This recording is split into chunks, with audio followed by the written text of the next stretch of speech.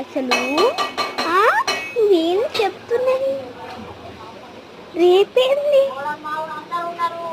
అసలు? ఒకటి చూడ అసలు నానమ్మ దగ్గర రిపోర్ట్ చూడన్న చెప్పేది వినయిందా? నేను చూడ చెప్పేది ఇంటావా అన్న చూడంటే నానమ్మ దగ్గర రిపోర్ట్ కార్డు ఉంది, తీసుకో, లేకపోతే నానమ్మ నిన్ను తుక్కు వేస్తుంది. అదేందో ఆడ పెట్టమన్నా. ఇగో ఏదో స్కూల్ జల్దీ బడ్గాట వచ్చిందట. ఇగో తీసుకో. పెట్టి కూలదు.